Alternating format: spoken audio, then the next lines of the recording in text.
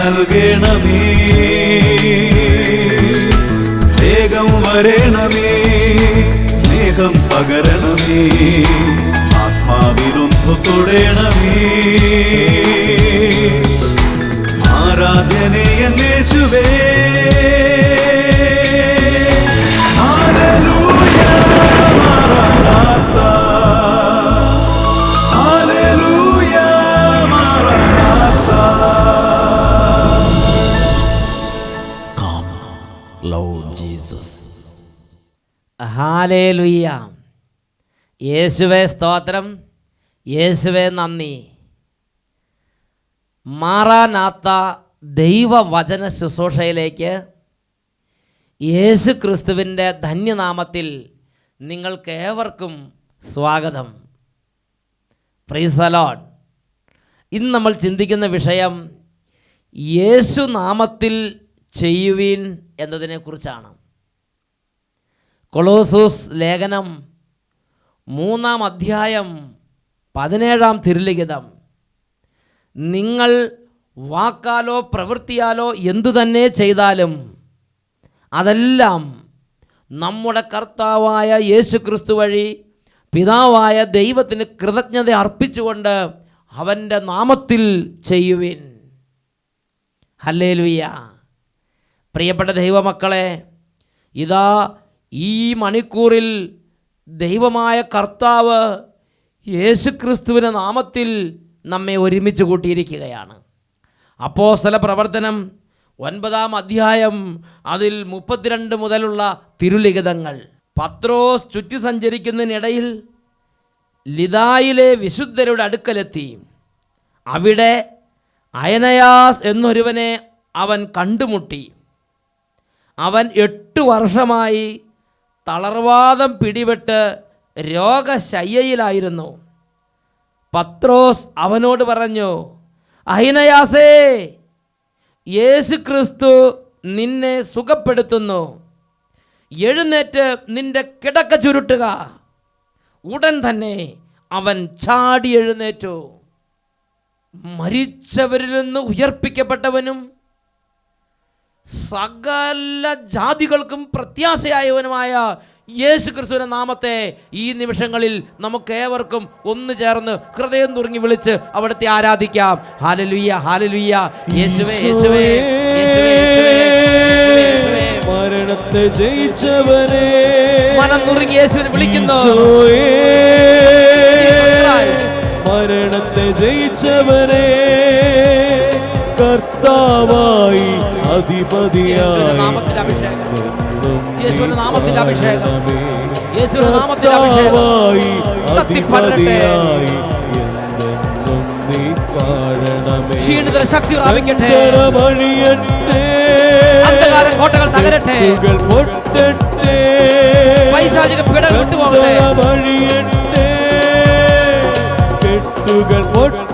എല്ലാ വ്യാധികളും ഇപ്പോൾ വിട്ടുമാറി പോകട്ടെ. യേശുവിന്റെ തിരുരക്തം ജീസസ് ക്രൈസ്റ്റ് അത്ഭുത വിടുതൽ. യേശുവിന്റെ തിരുരക്തം ഞങ്ങളിൽ നിറയട്ടെ. 2 കരങ്ങൾ ഉയർത്തി എല്ലാവരും സ്തുതിക്കട്ടെ. മകനെ, മകളെ, ഇത് അത്ഭുതമായ ദൈവശക്തി വ്യാപരിക്കുന്ന സമയം. ഹൃദയം നുറുങ്ങി യേശുവിനെ ആരാധിക്കുന്നു. Hallelujah, hallelujah. ഓ കർത്താവേ, കുടുംബങ്ങളെയും സമൂഹങ്ങളെയും സ്ഥാപനങ്ങളെയും ഗ്രസിച്ചുകൊണ്ടിരിക്കുന്ന ഓരോ തിന്മകളുടെ മേൽ യേശുവിന്റെ അത്ഭുത രക്തം ഇപ്പോൾ വ്യാപരിക്കട്ടെ. ക്ഷീണിതർ യേശുവിന്റെ രക്തത്താൽ വിടുതൽ പ്രാപിക്കട്ടെ. പൈശാചിക ബാധകളാൽ പീഡിപ്പിക്കപ്പെടുന്നവർ യേശുവിന്റെ രക്തത്താൽ ഇപ്പോൾ വിടുതൽ പ്രാപിക്കട്ടെ. മാറാ രോഗങ്ങൾ, പകർച്ചവ്യാധികൾ, തകർച്ച, കുടുംബ തകർച്ച, പരാജയങ്ങൾ, തോൽവി, മനപ്രയാസം, സങ്കടം, മാനസിക രോഗങ്ങൾ, പലതരത്തിലുള്ള തിന്മയുടെ കുതന്ത്രങ്ങൾ, ശത്രുപീഡകൾ, അവ നിമിത്തം തളർന്നിരിക്കുന്ന ഓരോ കുടുംബങ്ങളിലേക്കും യേശുവിന്റെ രക്തത്തിന്റെ അത്ഭുത ശക്തി വ്യാപരിച്ച് ഇപ്പോൾ വിടുതൽ സംഭവിക്കട്ടെ. Hallelujah, hallelujah, hallelujah, hallelujah. യേശുവേ ആരാധന, ആരാധന. യേശുവേ ആരാധന, ആരാധന. യേശുവേ ആരാധന, ആരാധന. യേശുവേ ആരാധന, ആരാധന. യേശുവേ ആരാധന. യേശുവേ സ്തോത്രം. യേശുവേ നന്ദി. യേശുവേ സ്തോത്രം. യേശുവേ നന്ദി.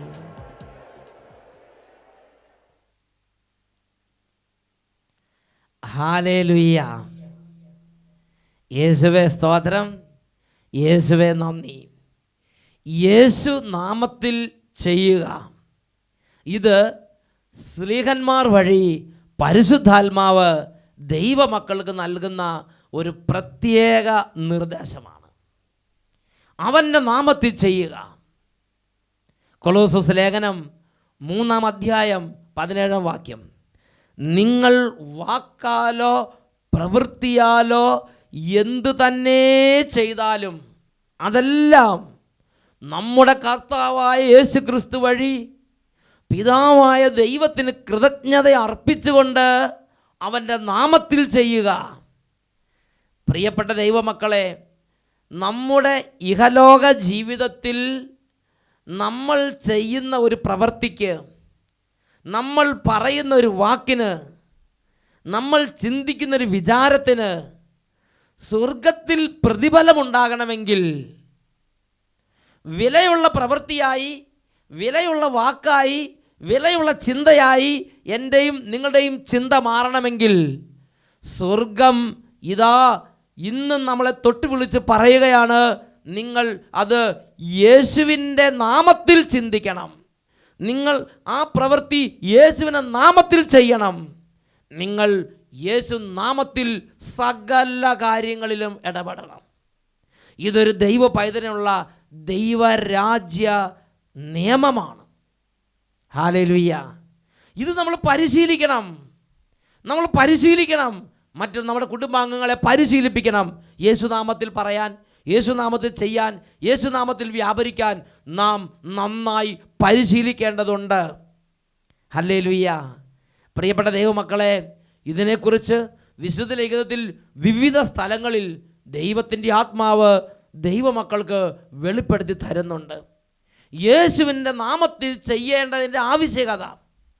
ഒന്നാമതായി നാം ഇതിനെക്കുറിച്ച് കാണുന്നത് എഫേസൂസ് ലേഖനം 5-ാം അധ്യായം 20-ാമത്തെ തിരുലിഖിതത്തിലാണ്.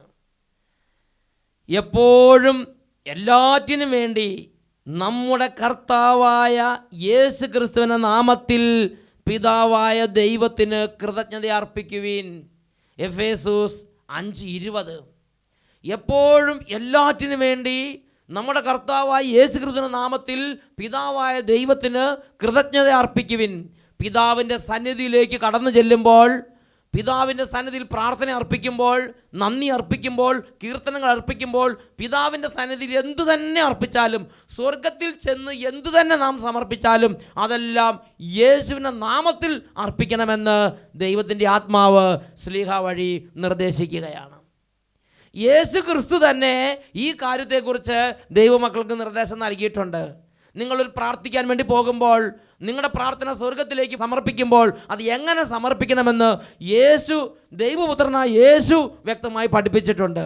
യോഹന്നാൻ്റെ സുവിശേഷം 14-ാം അധ്യായത്തിൽ 14-ാമത്തെ വാക്യം, യോഹന്നാൻ 14:14, നിങ്ങൾ എൻ്റെ നാമത്തിൽ എന്നോട് എന്തെങ്കിലും ചോദിച്ചാൽ ഞാൻ അത് ചെയ്തു തരും. യേശു ക്രിസ്തുവിനോട് യേശുവിൻ്റെ നാമത്തിൽ ചോദിക്കണം, അപ്പോൾ അത് ചെയ്തു തരും. Hallelujah, hallelujah. വീണ്ടും യോഹന്നാൻ 14-ാം അധ്യായം 13-ാം വാക്യം, നിങ്ങൾ എൻ്റെ നാമത്തിൽ പിതാവിനോട് എന്തെങ്കിലും ചോദിച്ചാൽ പിതാവ് പുത്രനിൽ മഹത്വപ്പെടാൻ വേണ്ടി ഞാനത് പ്രവർത്തിക്കും. അപ്പം യേശുവിനോട് ചോദിക്കുമ്പോൾ യേശുവിൻ്റെ നാമത്തിൽ ചോദിക്കണം, പിതാവിനോട് ചോദിക്കുമ്പോൾ യേശുവിൻ്റെ നാമത്തിൽ ചോദിക്കണം. പിതാവ് പുത്രനിൽ മഹത്വപ്പെടാൻ വേണ്ടി അപ്പോൾ തന്നെ ആ കാര്യത്തിൻ്റെ മേൽ ഇടപെടുമെന്ന് യേശു യോഹന്നാൻ 14-ാം അധ്യായം 13-ാമത്തെ വാക്യത്തിൽ പഠിപ്പിച്ചിരിക്കുകയാണ്. വീണ്ടും യോഹന്നാൻ്റെ സുവിശേഷം 15-ാം അധ്യായം 16-ാം തിരുലിഖിതം, നിങ്ങൾ എന്നെ തിരഞ്ഞെടുക്കുകയല്ല, ഞാൻ നിങ്ങളെ തിരഞ്ഞെടുക്കുകയാണ് ചെയ്തിരിക്കുന്നത്. നിങ്ങൾ പോയി ഫലം പുറപ്പെടുവിക്കുന്നതിനും നിങ്ങളുടെ ഫലം നിലനിൽക്കുന്നതിനും വേണ്ടി ഞാൻ നിങ്ങളെ നിയോഗിച്ചിരിക്കുന്നു.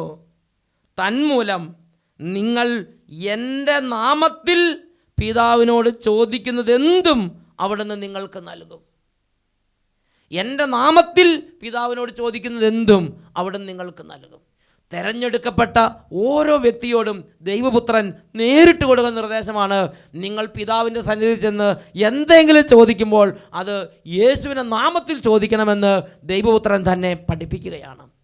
യോഹന്നാന്റെ സുവിശേഷം 16-ാം അധ്യായം അത് 23-ാമത്തെ തിരുലിഖിതം, അവിടെയും യേശു പഠിപ്പിക്കുന്നത് യേശുവിൻ്റെ നാമത്തിൽ പിതാവിൻ്റെ സന്നിധിയിൽ പ്രാർത്ഥിക്കണമെന്നുള്ളതാണ്. യോഹന്നാൻ 16:23. അന്ന് നിങ്ങൾ എന്നോട് ഒന്നും ചോദിക്കുകയില്ല. സത്യം സത്യമായി ഞാൻ നിങ്ങളോട് പറയുന്നു, നിങ്ങൾ എൻ്റെ നാമത്തിൽ പിതാവിനോട് ചോദിക്കുന്നതെന്തും അവിടുന്ന് നിങ്ങൾക്ക് നൽകും.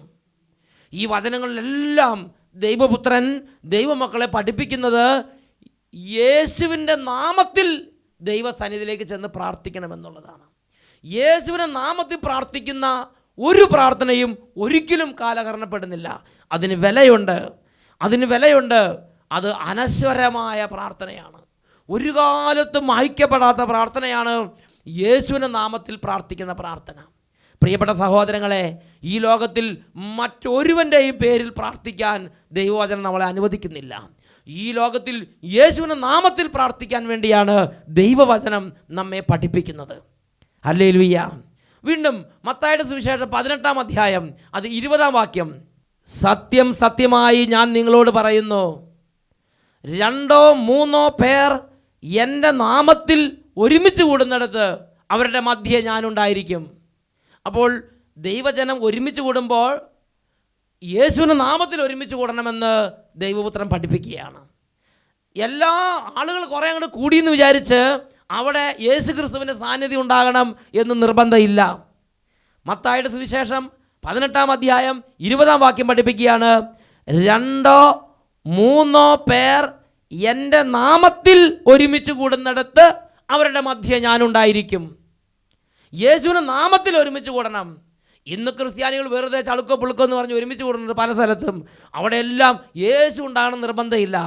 എന്നാൽ യേശുവിൻ്റെ നാമത്തിൽ ഒരുമിച്ച് കൂടുന്ന ദൈവമക്കൾ ഒരുമിച്ച് കൂടുന്ന സ്ഥലങ്ങളുണ്ട്. യേശുവിൻ്റെ നാമത്തിൽ ഒരുമിച്ച് കൂടുന്നിടത്ത് യേശുവിൻ്റെ സാന്നിധ്യമുണ്ട്. അവിടെ യേശുവിൻ്റെ ആലോചന ലഭിക്കും. അവിടെ യേശുവിൻ്റെ ആത്മാവ് പ്രവർത്തിക്കും. അവിടെ യേശുവിൻ്റെ നാമം വ്യാപരിക്കും. അവിടെ യേശുവിൻ്റെ നാമത്തിൽ അത്ഭുതങ്ങളുണ്ടാവും. അവിടെ യേശുവിൻ്റെ നാമത്തിൻ്റെ അതിശയങ്ങൾ സംഭവിച്ചുകൊണ്ടേയിരിക്കും. അപ്പോൾ ഒരുമിച്ച് കൂടുമ്പോൾ യേശുവിൻ്റെ നാമത്തിൽ ഒരുമിച്ച് കൂടണം. ദൈവത്തിൻ്റെ പുത്രനായ യേശു ക്രിസ്തു വീണ്ടും പഠിപ്പിക്കുകയാണ്, നിങ്ങൾ ആർക്കെങ്കിലും ഒരു ഉപകാരം ചെയ്യുമ്പോൾ അത് യേശുവിൻ്റെ നാമത്തിൽ ചെയ്യണം. ഒരു ഗ്ലാസ് വെള്ളം ഒരാൾക്ക് കൊടുക്കുകയാണെങ്കിൽ യേശുവിൻ്റെ നാമത്തിൽ കൊടുക്കണം. എന്തെങ്കിലും ചെയ്താൽ അത് യേശുവിൻ്റെ നാമത്തിൽ ചെയ്യണം. മർക്കോസിൻ്റെ സുവിശേഷം അതിൽ 9-ാമത്തെ അധ്യായം 41-ാമത്തെ തിരുലിഖിതം. മർക്കോസ് 9:41. സത്യം സത്യമായി ഞാൻ നിങ്ങളോട് പറയുന്നു, നിങ്ങൾ ക്രിസ്തുവിനുള്ളവരാകയാൽ അവൻ്റെ നാമത്തിൽ ആരെങ്കിലും നിങ്ങൾക്ക് ഒരു പാത്രം വെള്ളം കുടിക്കാൻ തന്നാൽ അവന് പ്രതിഫലം ലഭിക്കാതിരിക്കുകയില്ല. ഹല്ലേലൂയ. പ്രിയപ്പെട്ട സഹോദരങ്ങളെ, അപ്പോൾ ഒരു പാത്രം വെള്ളം കൊടുക്കുകയാണെങ്കിൽ അത് സ്വന്തം നാമത്തിൽ കൊടുക്കാം, എല്ലാവരുടെയും നാമത്തിൽ കൊടുക്കാം. അതിനൊന്നും പ്രതിഫലം ഇവിടെ വാഗ്ദാനം ചെയ്യപ്പെട്ടിട്ടില്ല. എന്നാൽ യേശുവിൻ്റെ നാമത്തിൽ കൊടുത്താൽ അതിന് പ്രതിഫലമുണ്ട്. യേശുവിൻ്റെ നാമത്തിൽ കൊടുത്താൽ അതിന് പ്രതിഫലമുണ്ട്. വെള്ളം കൊടുക്കുമ്പോൾ യേശുവിൻ്റെ നാമത്തിൽ, ഒരു പ്രവൃത്തി ചെയ്യുമ്പോൾ യേശുവിൻ്റെ നാമത്തിൽ ചെയ്യണം. അതിനാണ് വിലയുള്ളത്. സ്വർഗത്തിൽ വിലയുണ്ടാകണമെങ്കിൽ, സ്വർഗത്തിൽ പ്രതിഫലം ഉണ്ടാകണമെങ്കിൽ ഭൂമിയിൽ യേശുവിൻ്റെ നാമത്തിൽ നാം ഓരോ പ്രവൃത്തികൾ ചെയ്യണം. വീണ്ടും മർക്കോസിന്റെ സുവിശേഷം 9-ാം അധ്യായം 37-ാം വാക്യം. ഒരു ശിശുവിനെ ഈശോ ശിഷ്യന്മാരുടെ മുമ്പിലേക്ക് കൊണ്ടുവന്ന് നിർത്തിയിട്ട് ഈശോ അവരോട് എല്ലാവരോടുമായി പഠിപ്പിക്കുകയാണ്. മർക്കോസ് 9:37. ഇതുപോലുള്ള ഒരു ശിശുവിനെ എൻ്റെ നാമത്തിൽ സ്വീകരിക്കുന്നവൻ എന്നെ സ്വീകരിക്കുന്നു. Price the Lord. അപ്പോൾ ഒരു വ്യക്തിയെ സ്വീകരിക്കുമ്പോൾ, ഒരു ശിശുവിനെ ആകട്ടെ, ഒരു രോഗിയാകട്ടെ, ഒരു മഹദ്ദേഹത്തെ ആകട്ടെ, ഒരു വിശിഷ്ട അതിഥിയാകട്ടെ, ആരുമാകട്ടെ, ഒരു വ്യക്തിയെ സ്വീകരിക്കുമ്പോൾ യേശുവിൻ്റെ നാമത്തിൽ സ്വീകരിക്കണം. നമ്മുടെ വീട്ടിലേക്ക് ഒരാൾ വന്നു, യേശുവിൻ്റെ നാമത്തിൽ സ്വീകരിക്കണം. നമ്മുടെ സ്ഥാപനത്തിലേക്ക് ഒരാൾ വന്നു, യേശുവിൻ്റെ നാമത്തിൽ സ്വീകരിക്കണം. നമ്മുടെ കൃഷിയിടത്തിലേക്ക് ഒരാൾ വന്നു, യേശുവിൻ്റെ നാമത്തിൽ സ്വീകരിക്കണം. അങ്ങനെ യേശുവിൻ്റെ നാമത്തിൽ ഒരു വ്യക്തിയെ ഞാൻ നിങ്ങൾ സ്വീകരിക്കുമ്പോൾ ദൈവപുത്രൻ പഠിപ്പിക്കുകയാണ്, യേശുവിനെ തന്നെയാണ് സ്വീകരിക്കുന്നത്. ഹല്ലേലൂയ. യേശുവിൻ്റെ നാമത്തിൽ കൊടുക്കുമ്പോൾ യേശുവിന് തന്നെയാണ് കൊടുക്കുന്നത്. യേശുവിൻ്റെ നാമത്തിൽ സ്വീകരിക്കുമ്പോൾ യേശുവിനെ തന്നെയാണ് സ്വീകരിക്കുന്നത്. നോക്കുക, പ്രവൃത്തിയുടെ ആ സ്വഭാവം തന്നെ മാറിപ്പോവുകയാണ്. ഈ ലോകത്തിൻ്റെ പ്രവൃത്തി അല്ലാതായി മാറുകയാണ്. Hallelujah, hallelujah. യേശുവേ സ്തോത്രം, യേശുവേ നന്ദി. അതുകൊണ്ടാണ് കൊളോസസ് ലേഖനത്തിൽ 3-ാമത്തെ അധ്യായത്തിൽ 17-ാം വാക്യത്തിൽ പഠിപ്പിച്ചിരിക്കുന്നത്, നിങ്ങൾ വാക്കാലോ പ്രവൃത്തിയാലോ എന്തു തന്നെ ചെയ്താലും അതെല്ലാം നമ്മുടെ കർത്താവായ യേശുക്രിസ്തു വഴി പിതാവായ ദൈവത്തിന് കൃതജ്ഞത അർപ്പിച്ചുകൊണ്ട് അവൻ്റെ നാമത്തിൽ ചെയ്യുവീൻ. പ്രിയപ്പെട്ട സഹോദരങ്ങളെ, നാം എന്ത് ചെയ്താലും അതിന് വിലയുണ്ടാക്കുന്നത് അത് ആരുടെ നാമത്തിൽ ചെയ്യുന്നു എന്നതിനെ അടിസ്ഥാനപ്പെടുത്തിയാണ്. നാം നേർച്ചയിടുമ്പോൾ യേശുവിൻ്റെ നാമത്തിൽ നേർച്ചയിടണം. നാം ആളുകളെ സ്വീകരിക്കുമ്പോൾ യേശുവിൻ്റെ നാമത്തിൽ സ്വീകരിക്കണം. നാം കൃഷി തുടങ്ങുമ്പോൾ യേശുവിൻ്റെ നാമത്തിൽ കൃഷി തുടങ്ങണം. നാം കൊയ്തെടുക്കുമ്പോൾ യേശുവിൻ്റെ നാമത്തിൽ കൊയ്തെടുക്കണം. ആളുകൾ ഗിഫ്റ്റ് തരുമ്പോൾ യേശുവിൻ്റെ നാമത്തിൽ സ്വീകരിക്കണം. എന്തു തന്നെ ചെയ്താലും, വാക്ക് പറഞ്ഞാലും പ്രവൃത്തി ചെയ്താലും സകലതും യേശുനാമത്തിൽ യേശുനാമത്തിൽ യേശുനാമത്തിൽ ചെയ്യണം. Price the Lord. നേർച്ചയിടുമ്പോൾ പറയണം, യേശുവിൻ്റെ നാമത്തിൽ ഞാൻ നേർച്ചയിടുന്നു. ആരെങ്കിലും എന്തെങ്കിലും തരുമ്പോൾ സ്വീകരിക്കാൻ പറയണം, യേശുവിൻ്റെ നാമത്തിൽ ഞാൻ സ്വീകരിക്കുന്നു. ഹല്ലേലൂയ. ഈ ഒരു പരിശീലനം എനിക്ക് ആവശ്യമാണ്, നിങ്ങൾക്ക് ആവശ്യമാണ്, നമ്മുടെ കുടുംബത്തിൽ വളരുന്ന കുഞ്ഞുങ്ങൾക്ക് അത് ആവശ്യമാണ്. ചെറുപ്പം തൊട്ടേ യേശുവിൻ്റെ നാമത്തിൽ ചെയ്തും യേശുവിൻ്റെ നാമത്തിൽ പറഞ്ഞും പഠിപ്പിച്ച് കൊണ്ടുവരണം. Hallelujah, hallelujah. ഈ ഭൂമിയിലെ പ്രവൃത്തിക്ക് വിലയുണ്ടാക്കുന്ന ഒരു പ്രധാനപ്പെട്ട കാര്യമാണ് അത് യേശുവിൻ്റെ നാമത്തിൽ ചെയ്ത് ദൈവത്തിനെ മഹത്വപ്പെടുത്തണമെന്നുള്ളത്. രണ്ടാമത്തെ കാര്യം, ഈ ഭൂമിയിൽ നമ്മൾ ചെയ്യുമ്പോൾ ആ പ്രവൃത്തിക്ക് വിലയുണ്ടാക്കുന്ന രണ്ടാമത്തെ കാര്യം, അത് യാക്കോബ് ശ്ലീഹായുടെ ലേഖനത്തിൽ 4-ാമത്തെ അധ്യായത്തിൽ 13 മുതൽ 15 വരെയുള്ള വാക്യങ്ങളിൽ രേഖപ്പെടുത്തിയിട്ടുണ്ട്. അവിടെ നമ്മൾ കാണുന്നത് എങ്ങനെയാണ്? ഇന്നോ നാളെയോ ഞങ്ങൾ ഇന്ന പട്ടണത്തിൽ പോയി അവിടെ 1 വർഷം താമസിച്ച് വ്യാപാരം ചെയ്ത് ലാഭമുണ്ടാക്കുമെന്ന് പ്രഖ്യാപിക്കുന്ന നിങ്ങളോട് ഞാനൊന്ന് പറയട്ടെ, നാളത്തെ നിങ്ങളുടെ ജീവിതം എങ്ങനെയുള്ളതായിരിക്കും എന്ന് നിങ്ങൾക്കറിഞ്ഞുകൂടാ. അല്പനേരത്തേക്ക് മാത്രം പ്രത്യക്ഷപ്പെടുകയും അതിനുശേഷം അപ്രത്യക്ഷമാവുകയും ചെയ്യുന്ന മൂടൽ മഞ്ഞാണ് നിങ്ങൾ. ഇങ്ങനെയാണ് പറയേണ്ടത്, കർത്താവ് മനസ്സാകുന്നെങ്കിൽ ഞങ്ങൾ ജീവിക്കുകയും യഥായുക്തം പ്രവർത്തിക്കുകയും ചെയ്യും. നിങ്ങളോ ഇപ്പോൾ വ്യർത്ഥ ഭാഷണത്തിൽ ആത്മപ്രശംസ ചെയ്യുന്നു. ഇപ്രകാരമുള്ള ആത്മപ്രശംസ തിന്മയാണ്, അത് പാപമാണ്. എന്താ ഈ വചനത്തിൻ്റെ അർത്ഥം? ഈ വചനത്തിൻ്റെ അർത്ഥം ഇതാണ്. ഇപ്പോൾ നിങ്ങൾ ഒരാൾ എന്നെ വിളിക്കുകയാണ്, അപ്പം ഞാൻ നിങ്ങളോട് മറുപടി പറയാണ്, ശരി ഞാൻ നാളെ വന്നേക്കാം. ആ വാക്ക് പാപമാണ് എന്ന് വിശുദ്ധ ലിഖിതം പഠിപ്പിക്കുകയാണ്. ഞാൻ നിങ്ങളെ ഒരാളെ അട്ടപ്പാടിക്ക് ക്ഷണിക്കുകയാണ്, അപ്പോൾ നിങ്ങൾ പറയാണ് ഞാൻ അടുത്ത മാസം 1-ാം തീയതി വന്നേക്കാം. അങ്ങനെ നിങ്ങൾ സംസാരിക്കുന്നെങ്കിൽ നിങ്ങൾ പാപം ചെയ്യുന്നു എന്നാണ് വിശുദ്ധ ലിഖിതം പഠിപ്പിക്കുന്നത്. പിന്നെ നമ്മൾ എങ്ങനെയാണ് സംസാരിക്കേണ്ടത്?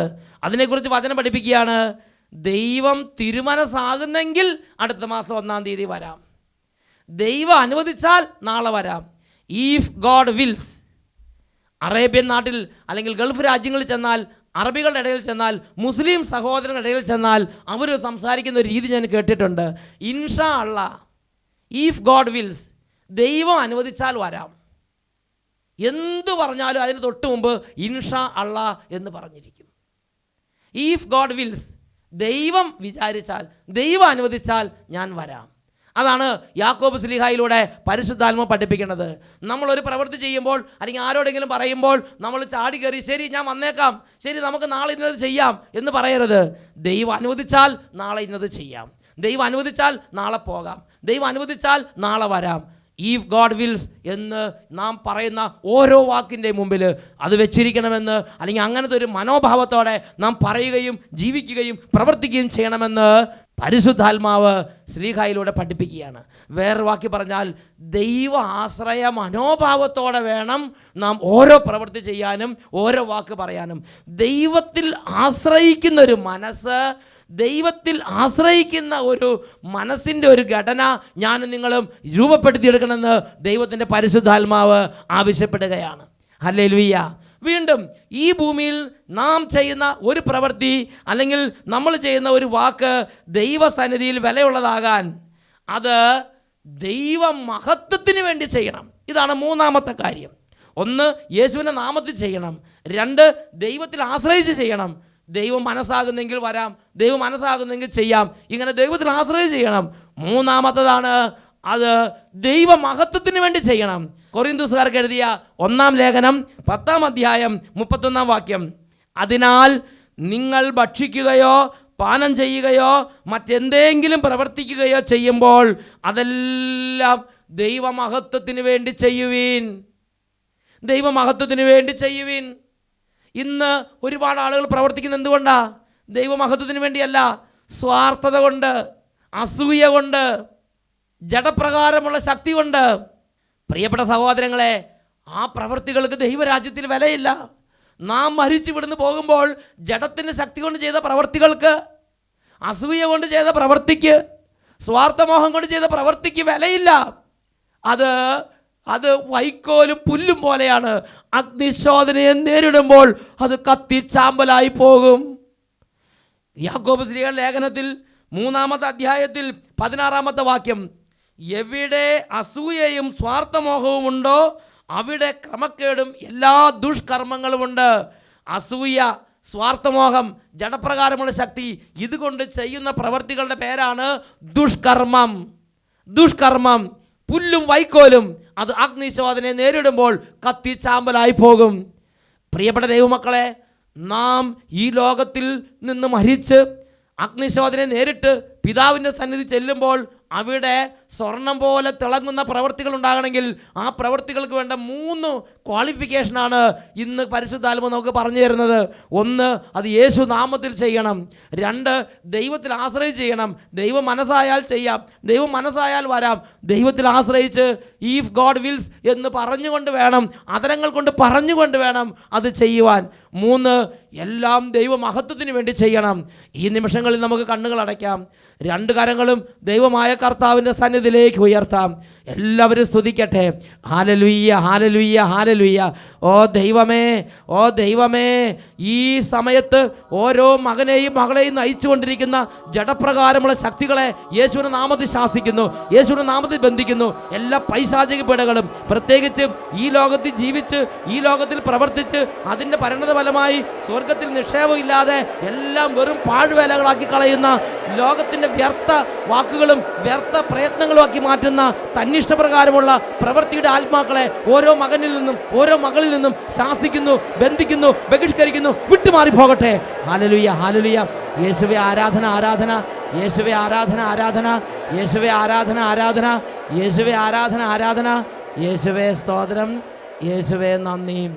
യേശുവേ സ്തോത്രം, യേശുവേ നന്ദി. യേശുവേ സ്തോത്രം, യേശുവേ ആരാധന. Praise the Lord. ഹല്ലേലൂയ, മാറാനാത്ത. Come, Lord Jesus.